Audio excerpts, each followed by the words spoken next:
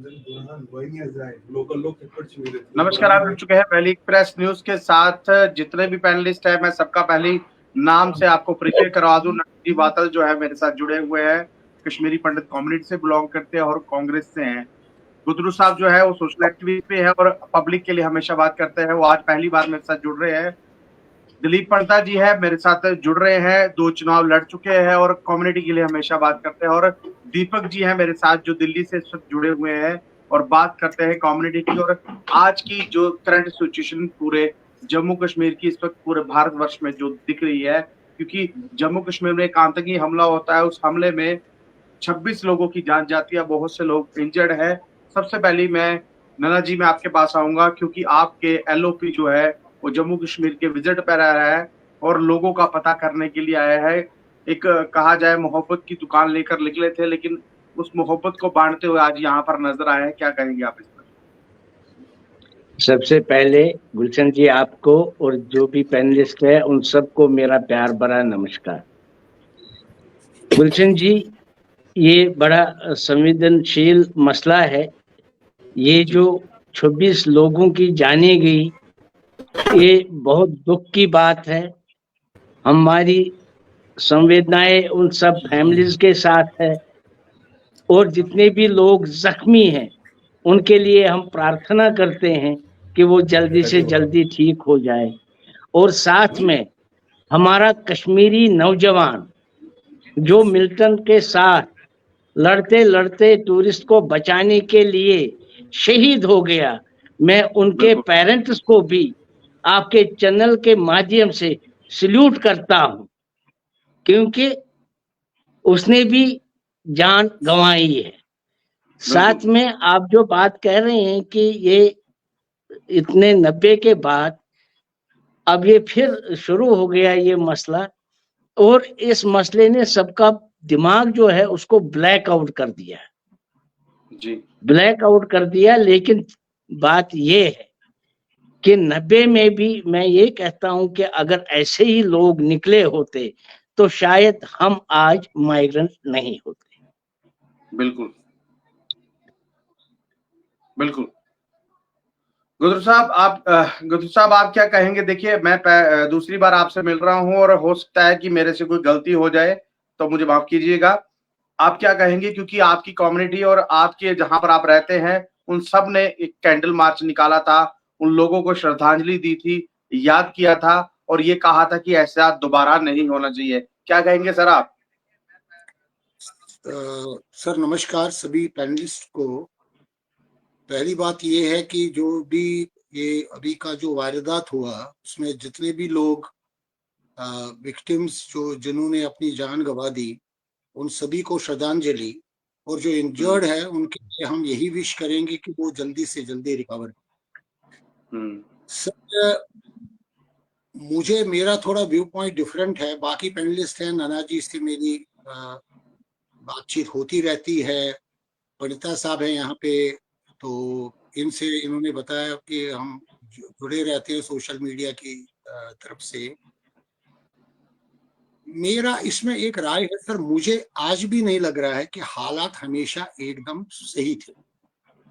काफी सालों से ये जो एक फेक नरेटिव चलाया गया, खास तौर से 5 अगस्त 2019 के बाद, इसमें लग रहा था कहीं ना कहीं, ये पार्लियामेंट में भी हमारे होम मिनिस्टर साहब ने कहा, देखो जी 5 अगस्त के बाद कोई गोली नहीं चली, ऐसा ये बात सही नहीं है।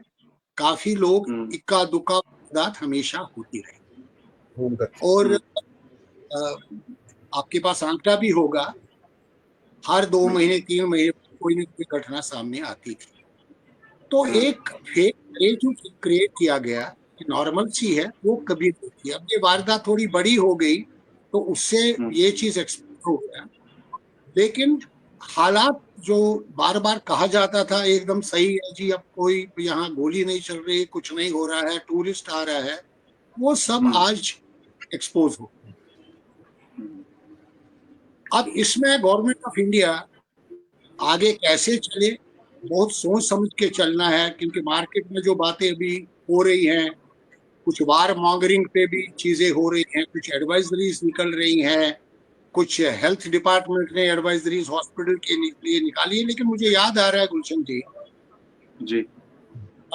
जब पुलवामा हुआ था उसके बाद भी ऐसी कुछ चीजें हुई थी। बहुत बार ये चीजें पब्लिक कंजप्शन के लिए होती है। मुझे लगता है कोई बहुत बड़ा कदम लेने से पहले सरकार जरूर सोचेगी ना, हम उस हालात में है कि एक ठीक है रिटाइलेशन जरूरी है, लेकिन वो किस हद की होगी। वो अगर वार तक जाती है तो वो मेरे ख्याल में ना तो पाकिस्तान के लिए ठीक है और ना हमारे लिए, चाहे वो इकोनॉमिक तरफ से हो। ये भी हमें मालूम है कि जो एटॉमिक इंस्टॉलेशन पाकिस्तान में है उसके हैंडलर्स वहां पे कौन है, वहां सरकार के हाथ में तो कुछ है नहीं। तो सरकार डेफिनेटली ये सोचेगी। और दूसरी बात ये है, जैसे कल हमारे प्रधानमंत्री जी, मैं आदर करता हूं, हमारे प्राइम मिनिस्टर है चाहे किसी भी पार्टी, लेकिन कल का जो उनका एक बिहार का विजिट था सर, आज भी क्रीमेशन हो रही, कल भी क्रीमेशन हो रही। मेरे ख्याल में एक नेशनल मोर्निंग एक दिन डेडिकेट करना चाहिए था इन विक्टिम्स को, लेकिन उसके कि सऊदी अरबिया से हमारे प्रधानमंत्री जी आ गए और कल वो पहलगाम बेचने यहाँ बिहार पहुंच गए। ये अवॉइड हो सकता। बिहार के इलेक्शन नवंबर में है सर, अभी काफी टाइम है, 7-8 महीने का टाइम है। 2 दिन का इसमें विराम किया जा सकता था आराम से, क्योंकि इतनी जल्दबाजी है। आज भी हमारी आंखें अभी भी नम है सर। आज भी मैं देख रहा था जो वो कपल आपने देखा होगा शिकारे में, उन्होंने बहुत तारीफ की थी कश्मीरियत की। बाद में उसके हस्बैंड को मारा, क्रीमेशन था और रिपब्लिक टीवी ने काफी उसका कवरेज किया, कोई 1 घंटे वो चल रहा था, बर्दाश्त नहीं हो पा रहा था। तो उस चीज में मुझे अजीब सा ये डिसीजन लगा अटपटा, जिसमें हमारे प्रधानमंत्री जी को अगर वर्ल्ड को एड्रेस करना था, नेशन को एड्रेस करना था, वो दिल्ली से भी कर सकते थे और एक नेशनल चैनल पर आकर कर सकते थे। उसके लिए एक इलेक्शन रैली में जाने की जरूरत नहीं थी। वो ये मैं इसलिए बता रहा हूँ सर, ये जो वार मॉन्गरिंग का भी चल रहा है, अगर मामला इतना सीरियस होता, आर्मी JNK में आ रहा है, तो मुझे लगता है ये काफी हद तक पब्लिक कंजप्शन के लिए है। क्योंकि अगर ऐसा हो, अगर ऐसी सीरियसनेस होती तो कल प्रधानमंत्री जी एक इलेक्शन रैली में नहीं जाते। फिलहाल तो मुझे इतना ही बोलना है, आप बाकी पैनलिस्ट के साथ जा सकते। अब मेरे साथ दिलीप पंडा जी है। दिलीप पंडा जी, आप देखिए, आपने 2 चुनाव लड़े हैं और कभी भी मासूमों की जो आवाज, क्योंकि आप कश्मीर में जाते रहते हैं और वहां के हालात देखते हैं, हिंदू मुस्लिम जो वो किया जा रहा, अभी ये कहा जा रहा था कि नाम और धर्म पूछ के किया गया, मैं नहीं मानता इस चीज को। देखिए, अगर कश्मीरियत जिंदा है तो वो लोग कहीं ना कहीं उन लोगों को बचाने में एक व्यक्ति की जान गई है। वो नहीं चाहते थे कि ऐसा कुछ हो। अगर ऐसा कुछ होता है तो टूरिस्ट जो है वो टोटली खत्म हो जाए। कश्मीर पूरा का पूरा जो इस वक्त जो है वो टूरिस्ट पे ही निर्भर है। चलिए, आप पंडित लोगों को कश्मीर से निकाला था, लेकिन आज भी वो कश्मीर का मुस्लिम जो है वो रोता है, वो ये कहता है कि बहुत बड़ी गलती हो चुकी है। आज भी आपका वेलकम करते हैं आने के लिए, लेकिन सरकार नाकाम है। आप क्या कहेंगे इस पर? भूषण जी, आपका बहुत बहुत धन्यवाद। सबसे पहले मैं उन मृतकों को दिल से श्रद्धांजलि देना चाहता हूं जिन्होंने अपनी जानें गंवाई है, और जो हमारे इंजर्ड है उनकी जल्द स्वास्थ्य की कामना करता हूं कि वो जल्दी स्वस्थ हो जाए। जैसे कि आपने कहा कि कहीं ना कहीं दर्द छलक रहा है, भूषण जी, मैंने आपके साथ अभी तक बहुत सारे डिबेट किए हैं। मैं आज भी ये कहता हूं, every Muslim is not terrorist. Every Muslim is not terrorist, but every terrorist is Muslim. जिनकी वजह से पूरी मुस्लिम कौम बदनाम हो रही है। मुसलमानों में भी ऐसे लोग हैं जिनके दिल में दिल है, जिनके सीने में दर्द है आज भी, जो हकीकत का दर्द है। लेकिन कुछ लोग इसको भी अवसरों में अपवाद ढूंढ रहे हैं, अपवाद में अवसर ढूंढ रहे हैं। ठीक है, सबसे पहले देखिए, जैसे हम देख रहे हैं टीवी चैनलों पे देख रहे हैं, जहां हम लोकल लोगों से वहां पे बात कर रहे हैं, भाई क्या हुआ, कैसे हुआ। आप देखिए, उस एरिया में कोई भी सुरक्षा कर्मी नहीं था, उस एरिया में सुरक्षा कर्मी नहीं था। तो सुरक्षा की सबसे बड़ी चूक ये है, नंबर 1। नंबर 2, अगर हम स्टार्ट करें 1990 से आज तक, अगर हम 1990 से आज तक हम स्टार्ट करें, जितने भी लोग टेररिस्ट थे, जो मतलब टॉप कमांडर्स थे, जो डिप्टी कमांडर्स थे, जो एरिया कमांडर्स थे, जो उनके सब कमांडर थे, 12,000 लोगों की एक गिनती आ रही है, 12,000 लोगों की, जिनको कानून के तहत बुक करके उनको फांसी दी जानी चाहिए थी, लेकिन आज उनको सभी पार्टियों ने अपने अंदर संरक्षण दिया हुआ है और उनको Y+Z+ की सिक्योरिटी मिली हुई है।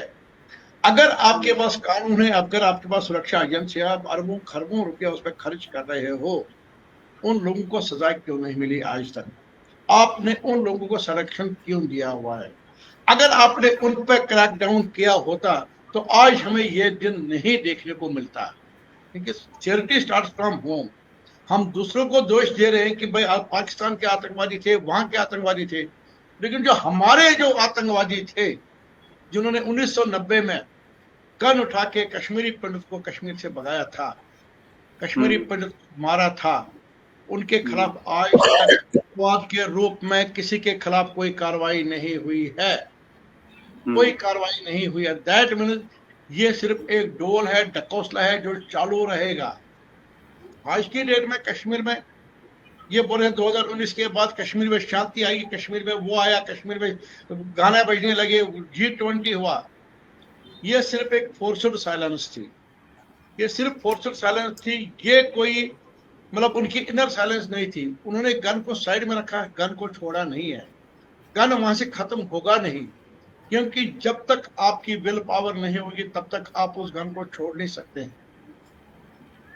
आप मुझे ये बताइए, अभी जैसे हमारे गुड्डू साहब ने बोला कि प्रधानमंत्री कल बिहार गए, वहां से उन्होंने ऐलान किया, क्या जरूरत थी, क्या जरूरत थी? आज की डेट में वो जितने भी मिलिटेंट है, मैं आज सीना ठोक के आपके साथ कहता हूं गुलशन जी, मैं आज के मतलब सीना ठोक के आपके साथ कहता हूं, वो जितने भी मिलिटेंट है, जितने वो हार्डकोर मिलिटेंट है, उसी पार्टी में आज की डेट में शामिल है। वो सिर्फ अपनी जान बचाने के लिए उस पार्टी में गए हैं, उनको पार्टी की कोई लेना देना नहीं है, वो सिर्फ अपनी जान की सुरक्षा के लिए उस पार्टी में घुसे हुए हैं, और वो पार्टी ने उनको अडॉप्ट किया। अभी रिसेंटली इलेक्शन है, उन लोगों ने वोट भी नहीं डाला उस पार्टी को, लेकिन तब भी पार्टी उनको झेल रही है। क्यों? ये दो चालें क्यों हो रही है? बाहर आप बोल रहे कि आतंकवाद है, यहाँ बोल रहे कि वहां उनको गले लगा रहे हो।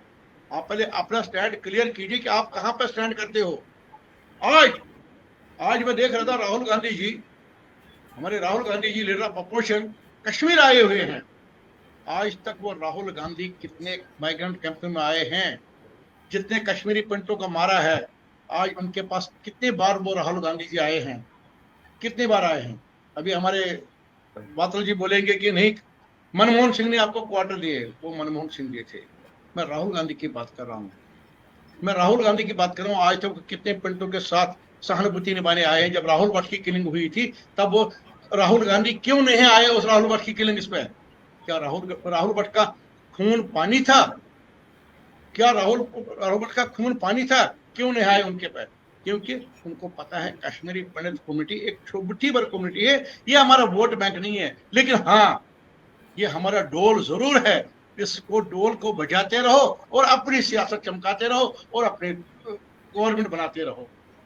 चलिए दिलीप जी आप विराम लीजिएगा थोड़ी देर। दीपक जी आप मेरे साथ कब से जुड़े हैं, अब आपकी बारी है। और दीपक जी ये बताइए, देखिए प्रधानमंत्री बिहार में जाकर ये कहते हैं कि छोड़ा नहीं जाएगा, लेकिन नाम नहीं लिया उन्होंने पाकिस्तान का, और यहाँ पर जो कहा जा रहा है पाकिस्तान का पानी बंद कर देंगे, पाकिस्तान ट्रेडिंग बंद कर देंगे, पाकिस्तान के साथ रिट्रीट सेरेमनी बंद कर देंगे। अभी शिमला समझौता खत्म हो गया और 14-15 जगह जो है बॉर्डर फायरिंग होना शुरू हो गई है। अब मुझे बताइए ये जो खिचड़ी है ये बनाई क्या जा रही है? देखिए जो कुछ जम्मू कश्मीर में हुआ उसको टारगेट पर रखकर ये किया क्या जा रहा है, क्या हो सकता है? गुलशन जी नमस्कार। सबसे पहले मेरे श्रोताओं को नमस्कार, मेरे साथ जो ये पैनलिस्ट बैठे हैं उन सबको मेरी तरफ से आदर भरा प्रणाम। ये जो सब कुछ मैं देख रहा हूँ और काफी बारीकी से हम लोगों की नजर है एंटायर कश्मीरी पंडित समाज की, चाहे वो कहीं पे भी रहता हो, लेकिन इस वक्त पूरी नजर है कि हाँ, भारत की सरकार कौन सा कदम उठाएगी जिससे एक राहत यहाँ के लोगों को, यहाँ के वासियों को मिल सकती है। देखिए, पहली बात ये समझिए, मैं बार बार कहता हूं, पहली बात ये समझिए कि अगर आप कोई दृढ़ फैसला लेके आगे चलते हैं तो फिर बाद में लोगों से उसको अगर पूरा नहीं करते तो आप लोगों के साथ पूरा मजाक करते हैं, पूरा मजाक करते हैं। आज हिंदुस्तान की, आज भारत की सारी जनता ये प्रधानमंत्री आदरणीय नरेंद्र मोदी जी की तरफ देख रही है, क्योंकि उन्होंने बयान दिया है हम उनको नहीं छोड़ेंगे और उनके आकाओं को नहीं छोड़ेंगे। नाम नहीं लिया पाकिस्तान, आकाओं का बोला है। अतः हम आकाओं को समझ के ये समझते हैं उनके आका पाकिस्तानी है, तो उनको नहीं छोड़ेंगे। और इस वजह से जब ये नैरेटिव सेट हो जाता है तब पूरे देश की उम्मीद बन जाती है, नहीं आने वाले समय में कुछ होगा, एक बड़ा फैसला होगा, एक बड़ा कदम उठाया जाए। दूसरी बात, मैं आज आपके चैनल के माध्यम से कहना चाहता हूं, जो 35 साल 36 साल धोखा हुआ है हमारे समाज के साथ, कश्मीरी पंडित समाज के साथ, उसकी एक ही वजह है, फॉल्स नैरेटिव। पिछले इतने सालों से कहा जा रहा है कश्मीर ठीक है, कश्मीर गुलजार है, कश्मीर वो है, और ये मासूम लोग, ये मासूम भारतीय ये सोच के कि हमें कश्मीर में घूमने जाना है, हमने अपनी फैमिली को घुमा के लेना है, जाते हैं, इस जाल में फंसते हैं और फिर मरते हैं। बंद कीजिए, stop this on the media, media पे बंद कीजिए। और मीडिया वालों का साथ होना चाहिए कि हाँ, मीडिया कहे अभी कश्मीर के हालात सुधरे नहीं है। आदरणीय मोदी जी, आदरणीय होम मिनिस्टर साहब, समझिए, जब आप पार्लियामेंट में बैठ के ये जवाब देते हैं terrorism has become history in Kashmir, that means वहां पे टेररिज्म नहीं है। आम जनता ये समझती है टेररिज्म खत्म हो गया है, टूरिस्ट की तरह वहां पे जाते हैं, वो रहने नहीं जाते वहां, वो 10-15 दिन घूमने के लिए जाते हैं और मर के आ जाते हैं। हम तो मर ही रहे हैं 35 साल से, हम जब भी देख रहे हैं हम लगातार मर रहे हैं। अब तो हमने गिला करना, शिकवा करना भी छोड़ दिया।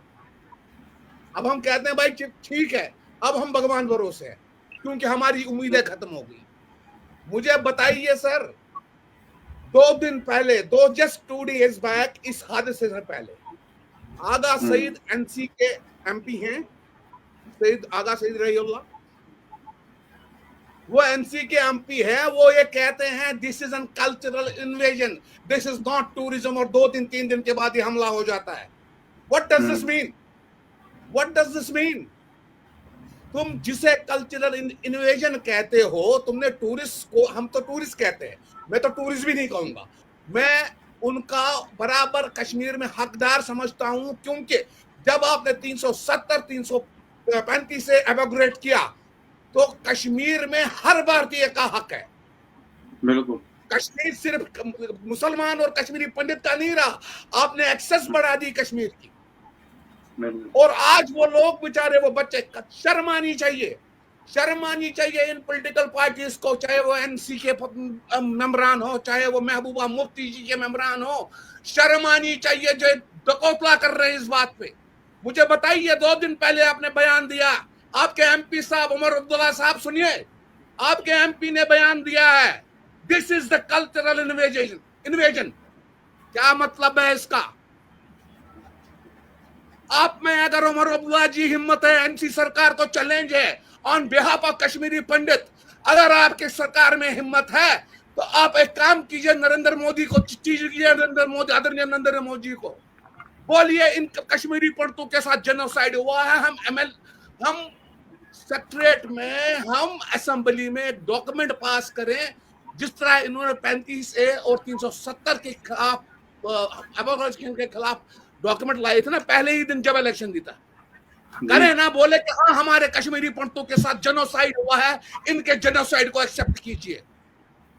दिखाइए हिम्मत, है हिम्मत वो फारूक अब्दुल्ला साहब में, है हिम्मत वो उमर अब्दुल्ला साहब में? नहीं है।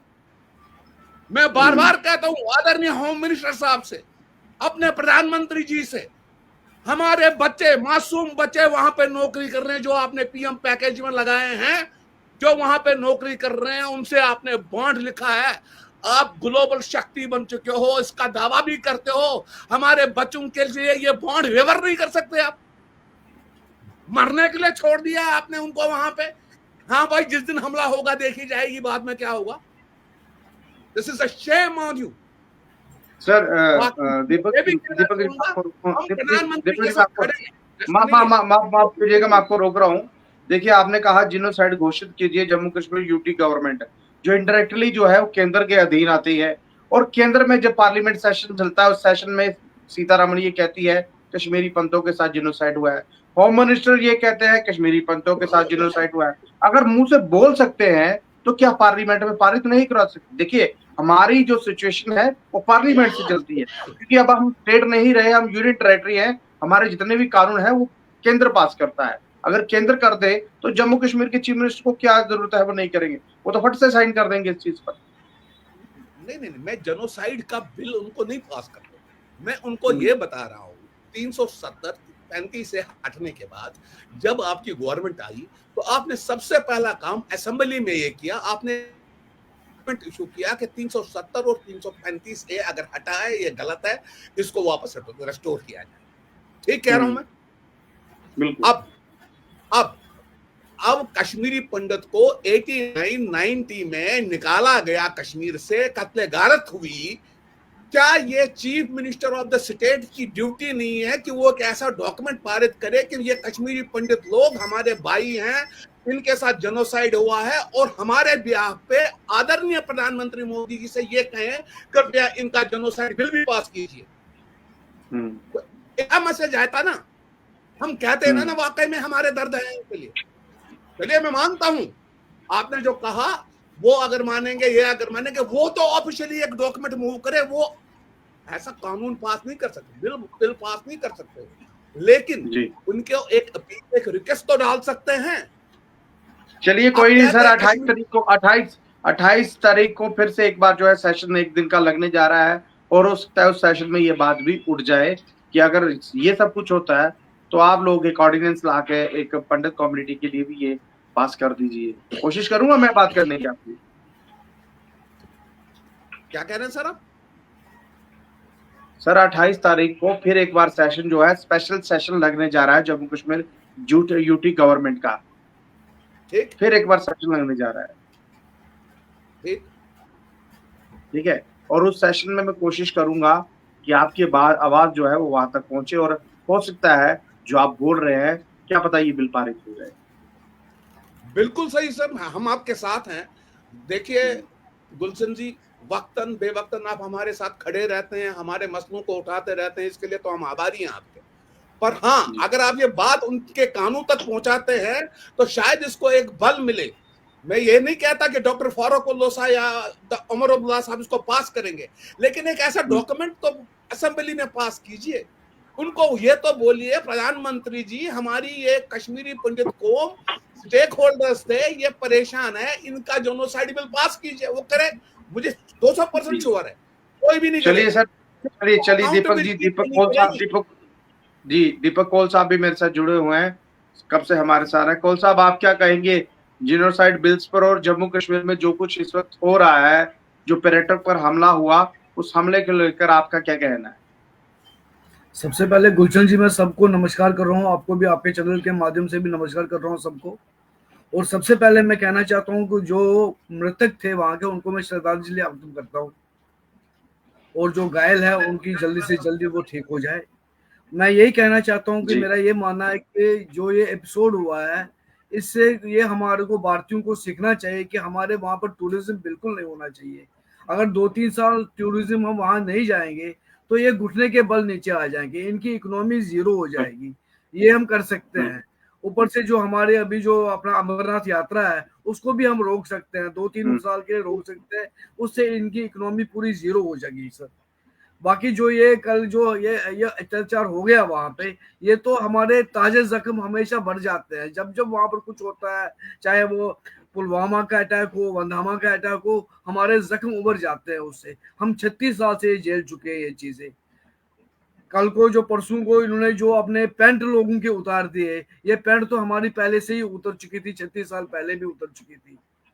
इससे पहले भी उतर चुकी है। ये चीज हम सब कुछ झेल चुके हैं, लेकिन सरकार को समझ नहीं आ रही है कि ये हमारा जेनोसाइड हुआ है कि नहीं हुआ। अभी भी ये मान नहीं रहे कि हमारा जेनोसाइड हुआ है सर। जी नाना जी, इकोनॉमिकली वीक करने की बात कर रहे हैं जम्मू कश्मीर को। ऑलरेडी कांग्रेस बोल रहा हूँ, सेंट्रल गवर्नमेंट, माफ कीजिएगा, सेंट्रल गवर्नमेंट हमें कर चुकी है। देखिए, अगर यहाँ श्राइन बोर्ड काम कर रहा है तो जितना पैसा यहाँ पर है वो सारा दिल्ली जा रहा है। अगर टूरिज्म भी यहाँ पर खत्म हो जाएगा तो जम्मू कश्मीर चलेगा कहाँ से? नौकरी अब इतनी है नहीं, 2014 के बाद नौकरी मिली नहीं। और सबसे बड़ी बात, जो थोड़ा बहुत रोजगार चल रहा था वो कहीं ना कहीं अब वो भी अगर टूरिस्ट नहीं आएगा बंद हो जाएगा। आपको पता है कश्मीरी पंडित कम्युनिटी मैक्सिमम चंदी पर ही चलती है और पिछले 2014 से लेके 2025 तक उसमें बढ़ोतरी नहीं हुई। ये बात मैं आपकी कम्युनिटी के रिलेटेड ये कह रहा हूँ। आप किस तरह देखते हैं इसको? और एलओपी जो जम्मू कश्मीर में इस वक्त है, देखिए मैंने पहले कहा मलहम लगाने आए थे, मलहम लगा रहे हैं, आप किस तरह देखते हैं इसको? मैं गुलशन जी और अपने सारे पैनलिस्ट साथियों को एक बात बोलना चाहूंगा कि आज पॉलिटिक्स करने का मौका नहीं है। पॉलिटिक्स हम 10-15 दिन के बाद इसी चैनल पर बैठ के खूब कर सकते हैं। आज जो ये ट्रेजेडी हुई है, ये हम सब के दिल पे चोट लगी है। ये हम सब लोगों के परिवारों के ही लोग थे, हम इनको टूरिस्ट नहीं मानते हैं, एक बात। दूसरी बात, जो हमारे leader of LOP Rahul Gandhi ji ने गवर्नमेंट ऑफ इंडिया से भी बात की और फुल सपोर्ट देने की बात हुई है कि गवर्नमेंट ऑफ इंडिया जितना खतरनाक एक्शन लेगा पूरा अपोजिशन सपोर्ट में रहेगा। दिल्ली में कैंडल मार्च भी हुआ, वो आज यहाँ कश्मीर में लेफ्टिनेंट गवर्नर साहब को भी मिले, उनको भी सपोर्ट का एश्योर किया और सीएम साहब को भी मिले और हमारी स्टेट लीडरशिप हो, सेंट्रल लीडरशिप हो, हम 100% सपोर्ट करेंगे जो भी गवर्नमेंट ऑफ इंडिया का फैसला होगा। एक बात जी। दूसरी बात, जहां इकोनॉमिक पैकेज की आपने बात की, ये तो क्लियर बात है कि ये जो अभी वाक़ा हुआ ये डायरेक्ट चोट था कश्मीर के इकोनॉमिक पैकेज पे, कश्मीर के बिजनेस पे। अब चूंकि ये बात बहुत सीरियस है तो हमें ये बोलना चाहिए कि हमें आपस में लड़ने के बजाय इस टाइम नेशन की बात है, देश की बात है। कश्मीरी पंडितों का पलायन इसलिए हुआ क्योंकि हम नेशनलिस्ट लोग हैं, हम हिंदुस्तानी हैं, इसलिए हमें 90 में भागना पड़ा। आज कश्मीर में चेंज आई। आज आपने सुना होगा मीर वाइज ने भी इसको जुमा के नमाज में कंडम किया। मैं मीर वाइज को सल्यूट करता हूं कि पहली बार उन्होंने इसको कंडम किया। पॉलिटिकल पार्टीज को छोड़िए, आम कश्मीरी लोगों ने इसको कंडम किया। चेंज आ रही है, हम इस चेंज को वेलकम कर रहे हैं, लेकिन अफसोस हमें हमेशा रहेगा कि जब हमारा जेनोसाइड हुआ, जब हमारा पलायन हुआ, तब अगर सारे कश्मीरी निकले होते, आज हम दरबदर नहीं होते।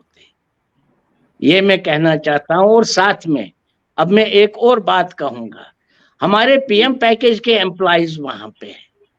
हमारे पीएम पैकेज के एम्प्लॉइज के लिए 2 सीओ ने ऑर्डर निकाला, वर्क फ्रॉम होम या कैजुअल लीव। अनंतनाग सीओ और बारामूला सीओ। क्या वजूहत रही, क्या हालात रहे कि उन दोनों को अटैच किया गया? क्या उनकी सहानुभूति हमारे पीएम पैकेज माइग्रेंट एम्प्लॉइज के साथ इनको रास नहीं आई? मैं उस चीज को कंडम करता हूं और साथ में ये बोलता हूं स्टेट गवर्नमेंट से कि उनको वापस रेइंस्टेट करके अपनी पोजीशन पर लाए, क्योंकि उन्होंने हमारे बच्चों के साथ हमदर्दी की।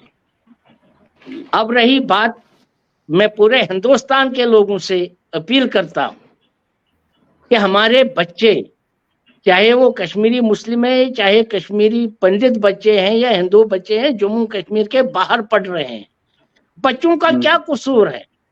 हिंदुस्तान के लोगों से अपील है, बच्चों का इसमें कोई कसूर नहीं है। बच्चों के साथ पुलिस कोई ऐसा बर्ताव ना करे। इस टाइम उन बच्चों को आपके हौसले की जरूरत है। जितना आप उनको हौसला वहां पे देंगे, उतना ही हौसला हमारे पीएम पैकेज के लोगों को कश्मीर में मिलेगा। अब खाली पीएम पैकेज के लोग ही नहीं है कश्मीर में, क्योंकि मैं वहां भी ग्राउंड जीरो पे काम करता हूँ। वहां हमारे और भी हिंदू भाई है, वहां हमारे और भी कश्मीरी पंडित है जो नौकरियां और भी करते हैं या जिन्होंने पलायन नहीं किया। इसलिए ये मोहब्बत हमें बांटना है इस टाइम पूरे हिंदुस्तान में। गवर्नमेंट ऑफ इंडिया का साथ देना है, पॉलिटिक्स नहीं करनी है, और जो गवर्नमेंट ऑफ इंडिया फैसला लेगी, बड़ा सीरियस एक्शन करेगी, हम सबको उसका सपोर्ट करना चाहिए। जी, हम सबको उसका सपोर्ट करना चाहिए। रविंद्र गद्रू साहब, आप क्या कहते हैं इस पर? चलते चलते थोड़ा जो अपना आप वक्तव्य देना चाहते हैं आप दे सकते हैं। जी, क्या कहेंगे? पहले तो खुशी की बात यहाँ पे ये है कि जितने भी पैनलिस्ट हैं, मुझे लग रहा है सभी एक ही पेज पे। दीपक जी हैं, दिलीप वातल साहब हैं, हमारे कपूर साहब हैं, तो सब ने कुल मिलाकर वही बात बोली जो इनिशियली मैंने बताई। क्योंकि तो अभी संकट का समय है। इसमें एक चीज बोलूंगा सर, मैं दीपक जी के पूरे जो कुछ इन्होंने बताया मैं उससे बिल्कुल 100% सहमत हूँ। ये जो हमारी सेंट्रल गवर्नमेंट है, ये कश्मीर को पूरे से समझ नहीं पाई, और जो बीजेपी की लीडरशिप है यहाँ जम्मू की, वहां तक जो नगारा बजाते हैं दिल्ली में, एक मिस इन्फॉर्मेशन देते हैं। उसमें हमारे कुछ जम्मू के लोग हैं जो पीएमओ ऑफिस में भी हैं, सही खबर वहां पे नहीं दी जाती है, जिसके ब्यूरोक्रेसी थोड़ा रोल है, जिसके कारण सेंट्रल गवर्नमेंट कोई साफ नतीजे पे नहीं पहुंचती है। एक टाइम मुझे याद आ रहा है जब पार्लियामेंट में हमारे अमित शाह साहब ने कहा था सभी माइग्रेंट्स को 13,000 रुपया मिलता था, उनके पास ये आंकड़ा भी नहीं था कितने लोग ले रहे हैं और कितने लोग नहीं ले रहे। मुझे लगता है कि जम्मू की जो ये जो डिफॉल्ट से 2008 के एजिटेशन में जो अमरनाथ श्राइन का एजिटेशन हुआ, तो उसमें कुछ नए नए चेहरे उभर के आ गए। वही चेहरे आज बीजेपी में घूम रहे हैं। ये वेद विष्णु दत्त नहीं है, ये चमनलाल गुप्ता नहीं है, ये जो नए नए लोग हैं, इनका के जो नरेटिव है उनको गवर्नमेंट ऑफ इंडिया सीरियस ना ले। गवर्नमेंट ऑफ इंडिया मालूम है, हमसे ज्यादा पता है, इन्वेस्टिगेशन एजेंसीज हर बार फेलियर्स नहीं होते हैं, कई बार उन्होंने स्थिति को संभाला भी है, वो कश्मीर संभाल लेंगे। थोड़ा यहाँ मैं आगाह करना चाहता हूँ जम्मू के ये खास तो सभी लीडर्स को, सभी पार्टी की लीडर्स को, थोड़ा जम्मू की ज्योग्राफी में नजर डालें। आपके दाएं बाएं को जरा सीरियसली देखे। एक साल से हीरानगर में, कुटवा में, सांबा में, पुंछ में, रजौरी में, अखनूर सेक्टर में कितने वारदात हुए, इसको डोडा में तो जरा आप क्योंकि कश्मीर में एक लाइन चेंज कर दी गई थी। उन्होंने देखा पिछले 30-35 साल उनकी इकोनॉमी काफी डाउन हो गई, इसलिए उन्होंने पूरा फोकस मिल्टन सी का जम्मू की तरफ किया और वहां टूरिज्म पनपने दिया। कल ये गलती से पता नहीं क्या हो गया जिसके कारण वो आज परेशान है। इसमें सभी लोग सीरियसली नहीं रो रहे हैं, कुछ टूरिज्म के लिए रो रहे हैं, कुछ सिंपैथी के लिए रो रहे हैं। या हमारे पैनलिस्ट में किसी ने बोला था कि वही लोग डिफरेंट पॉलिटिकल पार्टीज में है, बीजेपी में भी कुछ लोग गए हैं, उनमें से कुछ लोग यूनाइटेड नेशंस में रिप्रेजेंट करते हैं। तो जम्मू का देखें क्योंकि इनके घर तक आफत आ चुकी है, लेकिन सेंट्रल गवर्नमेंट सीरियसली जो अपनी इन्वेस्टिगेशन एजेंसीज है उसका इस्तेमाल करे और ऐसी जो वारदात कल हुई है ये दोबारा ना हो, इस पर ध्यान दे। नहीं तो आने वाले कल में बहुत कुछ ऐसा हो सकता है और उसके बाद ये उनके हाथ से पूरा चला जाए। जी, आने वाले कल में दोबारा कुछ हो सकता है। और सबसे बड़ी बात मैंने पहले कहा, दिलीप पंडित जी आपके पास थोड़ा सा समय है क्योंकि वक्त ज्यादा हो रहा है और डिबेट लंबी हो जाएगी। थोड़ा थोड़ा करके जो आप अपना अपना वक्तव्य देना चाहते हैं दीजिए। जी दिलीप जी। हेलो हेलो, आवाज आ रही है सर? जी जी आवाज आ रही है। दिलीप जी बोले आप। हाँ जी आवाज आ रही है। हाँ जी दिलीप जी बोले आप। देखिए आज की डेट में जो नैरेटिव चल रहा है, जब हमारा पुलवामा हुआ था, जब हमारा उड़ी हुआ था, ठीक है, उस दिन भी यही मॉन्गरिंग चल रही थी, अब आर या पार, आर या पार। 1989 से आज तक हमारे 30,000 फौजी मारे गए, 30,000। इसका मतलब 3 बटालियन हमारे फौजी मारे गए। अगर एक बार जंग होती ज्यादा से ज्यादा 1000 फौजी, 1500 फौजी, लेकिन हमारे 30-15 हजार फौजी तो बच जाते, बाकी तो बच जाते। उन विधवाओं का, उन माओं का क्या, जिन्होंने अपने बच्चे खोए कश्मीर में। भाई आज की डेट में आपके पास मौका है आर या पार है। देखो अभी दीपक जी बोल रहे थे कि जंग कोई ये नहीं है, लेकिन जंग के बगैर आपके पास चारा कोई है नहीं। आपने उनका पानी रोक दिया, कुछ कोई फर्क नहीं पड़ेगा। आप उनका कुछ रोक दिया, कोई फर्क नहीं पड़ेगा। जब तक आप दुश्मन को पहली गोली आप नहीं मारोगे, दुश्मन आपको मारते रहेगा, दुश्मन आपको मारते रहेगा। ये वही वाली सिचुएशन है आज की डेट में, आपके पार की लड़ाई।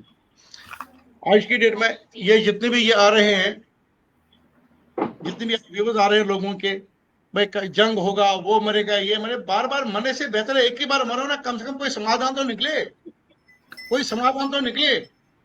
35 साल से हम मर रहे हैं, 35 साल से हम कश्मीरी भी मर रहे हैं, जो अपने आप को पैट्रियट मानते हैं, जो है पैट्रियट, 35 साल से वो भी मर रहे हैं। आप क्यों नहीं एक बार इसका इलाज कर रहे हो? जी दीपक जी, मैंने पहले ही बताया था वक्त कम है क्योंकि वक्त निकलता जा रहा है। दीपक जी आप क्या कहेंगे? 35 साल से सभी कहीं ना कहीं मर रहे हैं। देखिए वहां से सिस्टम में ये बन रहा है, पहली कहीं ना कहीं हमारा जवान जाता था, अब सिविलियंस को जो है वो किलिंग करना शुरू कर दिया है। अब देखिए 5 अगस्त 2019 के बाद सबसे ज्यादा सिविलियंस को जो है वो टारगेट किया गया। क्या पीएम पैकेज एम्प्लॉयज की बात करें, क्या रेडी फड़ी वाले की बात करें, क्या प्रवासी मजदूर की बात करें, क्या अभी जो हाल ही में हुआ है टूरिस्टों पर हमला, सबसे ज्यादा सिविलियंस पर जो है अटैक किया गया। देखिए सर गुलशन जी, मैं बड़ी स्पष्ट और से एक बात कहना चाहता हूँ। सबसे पहले तो मैं नानाजी वातल साहब को करेक्ट करना चाहता हूँ, यहाँ किसी ने पॉलिटिक्स नहीं की है। अगर वो ये समझते हैं कि हम पॉलिटिक्स कर रहे हैं तो बहुत गलत बात है, बहुत गलत बात है, पहली बात। दूसरी बात, गुलशन जी हमें समझना पड़ेगा, मैं बार बार कहता हूं, ये छुटपुट आतंकी हमारे दुश्मन नहीं है। भारत वो देश है जो उनको 10, 15, 20 मिनट, 1 घंटे में निपटा देगा। आज हमारे प्रधानमंत्री इतने पावरफुल हैं, एक ग्लोबल लीडर बन चुके हैं, उसके लिए उनके लिए टाइम लगने वाली कोई बात नहीं है। लेकिन कृपया समझिए, हम कहते हैं जंग नहीं लड़नी चाहिए, जंग ऐसा नहीं होना चाहिए, मगर समझिए एक बात को कि आपका दुश्मन, हालांकि मैं उसको आसिफ मुनीर नहीं बोलता हूं, टेररिस्ट इन चीफ बोलता हूं, वो आसिफ मुनीर नहीं है, वो आसिफ खंजीर है, जिसने ये हालात आज हमारे साथ फिर दोबारा पैदा किए, जो कश्मीर रास्ते पे आ रहा था। हमारा दुश्मन वो है सब। और मैं बिल्कुल गुड्डू जी के साथ में खड़ा हूं, हम अपने प्रधानमंत्री को पूरा सपोर्ट देते हैं। जंग आर पार की हो जाए, अगर मरना भी पड़ेगा मर जाएंगे, कोई बात नहीं, हल तो निकलेगा। कब तक हलाल करते रहोगे, मीठी छुरी चलाते रहोगे हम पे? और मैं बार बार कहता हूं, ये पॉलिटिक्स की बात नहीं है। We are not doing any politics here, we need a solution. Where is that solution? Deepak ji सुनिए, ये सोल्यूशन तब भी आ सकता था जब पुलवामा हुआ था, हमारे 40 जवान गए थे, तब भी कहा था 1 सर जाएगा 10 सर लाएंगे। कितने लाए? बिल्कुल होना चाहिए था। कितने लाए? नहीं लाए ना। कहने में और करने में बहुत, कथनी और करनी में बहुत फर्क है। मैं पॉलिटिक्स को यहाँ जन्म नहीं देना चाहता हूँ। देखिए अगर कहते हैं तो करके दिखाइए। ये 26 लोग जो गए हैं, अगर सुनिए दीपक जी, अगर प्रधानमंत्री चाहते, सुनिए ना दीपक जी, अगर प्रधानमंत्री चाहते तो उन लोगों के घरों में जाते जिन लोगों के घरों से शव निकले हैं, लेकिन वो गए बिहार, वहां पर जाके ट्वीट करते हुए नजर आए, वहां से बोलते हुए नजर आए। पॉलिटिक्स शुरू की इन्होंने, आम पब्लिक ने नहीं सर। नहीं, मैं वही कह रहा हूं, मैं वही अर्ज कर रहा हूं, मैं आम पब्लिक की बात ही नहीं कर रहा। मैं वही, मैंने बात ये सिर्फ नानाजी वातल से इसलिए मैंने आपको थोड़ा रेफर किया कि उन्होंने शायद ये समझा कि हम पैनलिस्ट, उन्होंने बोला कि हम पैनलिस्ट पॉलिटिक्स कर रहे हैं। हम पॉलिटिक्स नहीं कर रहे हैं साहब।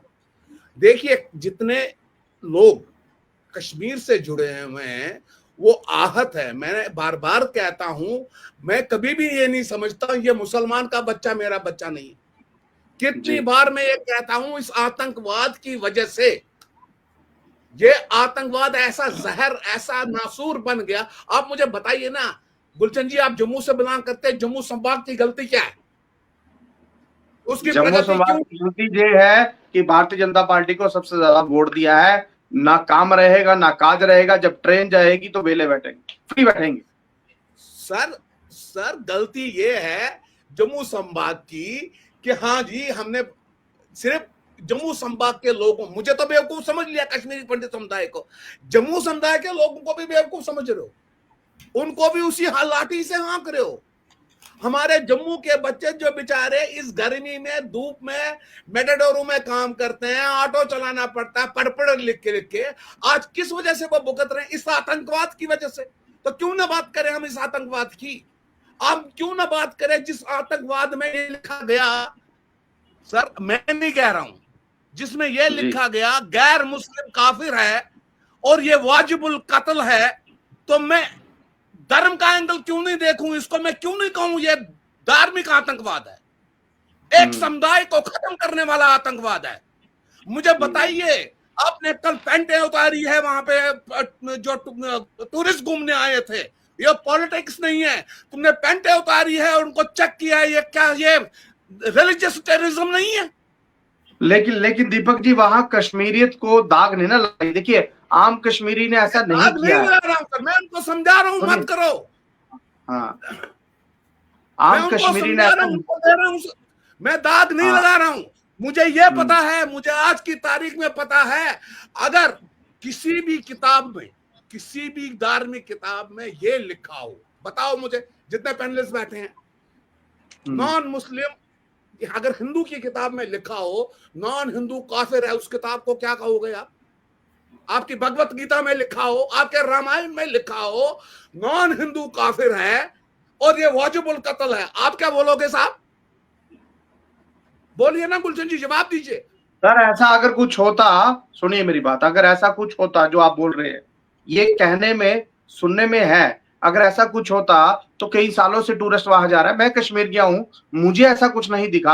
आप बोल तो रहे हैं, आप टूरिस्ट पे आप बोल रहे हैं, आप ये बोलने में, और अगर हमारे, आपने सवाल पूछा मुझसे, अगर हमारी आर्मी जवान, मैं तो कहता हूं पहले आर्मी जवान, ये जवान बांटो मत, अगर कोई भी मरता है, चाहे वो मुसलमान मरता है, हिंदू मरता है, सिख मरता है, अगर ये मरता है तो ये हमें तकलीफ होती है, एज कश्मीरी पंडित हमें दर्द होता है। सर कश्मीरी पंडित ने अपने बाप को खोया है, कश्मीरी पंडित ने अपने बेटे को खोया है, कश्मीरी पंडित ने अपने मामा को खोया है, अपनी माँ को। बताइए ना, मेरी बहन सरला का क्या कसूर था जिसके साथ आपने रेप भी किया और 2 टुकड़े भी चीर दिए, और फिर मुझे कहते नहीं ऐसा मत करो। मैं तो सवाल पूछ रहा हूँ उमर अब्दुल्ला साहब से, मैं सवाल पूछ रहा हूँ महबूबा मुफ्ती साहब से, मैं सवाल पूछ रहा हूँ फारूकुल्लाह साहब से, जवाब दीजिए आप, इस बात पे जवाब दीजिए ना। आज खून खोल, इतना खून पूरे हिंदुस्तान में नहीं खोल रहा होगा जितना कश्मीरियों में खोल रहा है। कल की इस घटना से, पहलगाम से एक मासूम बच्चा, देखिए, हिम्मत को सलाम करता हूं, सल्यूट करता हूं आपके चैनल पे, एक मासूम बच्चा आया जिसका बाप खोया और उसने ये इंटरव्यू में कहा, हमसे कहा गया हिंदू अलग हो जाओ, मुसलमान अलग हो जाओ। आप ये कहोगे वो बच्चा झूठ बोल रहा है? वो बेचारे ने क्या देखा वहां पे?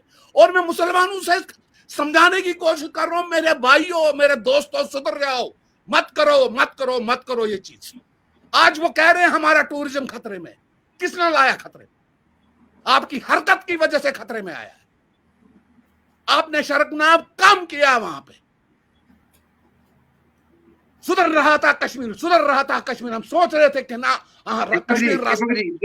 दीपक जी सुनिए, सुधर रहा था कश्मीर, सुधर चुका है। आज वो जो कर रहे हैं ना, देखिए मैं आपकी बात से, इस बात से सहमत नहीं हूँ। देखिए, अगर किसी आंतकी ने ऐसा किया है, आम कश्मीरी ने नहीं किया, आम कश्मीरी मुस्लिम ने नहीं किया, हम सुनिए, हम किसी पर ब्लेम नहीं लगा सकते। देखिए वो माफी मांग रहे हैं, और चीफ सेक्रेटरी, देखिए वहां के बड़े बड़े नेतागण माफी मांग रहे हैं, उन टूरिस्टों से माफी मांग रहे हैं। वो ये कह रहे हैं ये सब कुछ जो हुआ, हम आपसे माफी मांगते हैं। अब देखिए, माफ करने वाला वो बड़ा होता है, बड़ा दरिया दिल होता है। जो माफ ना करे वो कहीं ना कहीं क्रिटिसाइज होता है। देखिए, सरकारें भी माफी मांग रही है, जो जम्मू कश्मीर की सरकार थी। अगर किसी को पता होता ये कुछ होने वाला है, क्या कोई होने देता? जबकि पता ही कुछ नहीं था किसी को। सर बिल्कुल सर, हम कह तो है, हम 35 साल तक क्या कह रहे हैं? अगर कश्मीरी पंडित को पता होता हमारे साथ ये होगा, तो हम पहले नहीं भाग गए होते। चलिए सर, चलिए, बहुत बहुत धन्यवाद सर आप सबका मेरे साथ जुड़ने के लिए, क्योंकि अब वक्त जो है वो पूरा हो चुका है और वक्त बहुत आगे बढ़ चुका है। लेकिन आप सब लोगों का मेरे साथ जुड़ने के लिए बहुत बहुत धन्यवाद। आप सब मेरे साथ जुड़े और इस नाजुक समय पर आपने मेरे साथ बात की और सरकार की आंखें खोलने की जो कोशिश है वो की। बहुत बहुत धन्यवाद सर मेरे साथ जुड़ने के लिए। Thank you.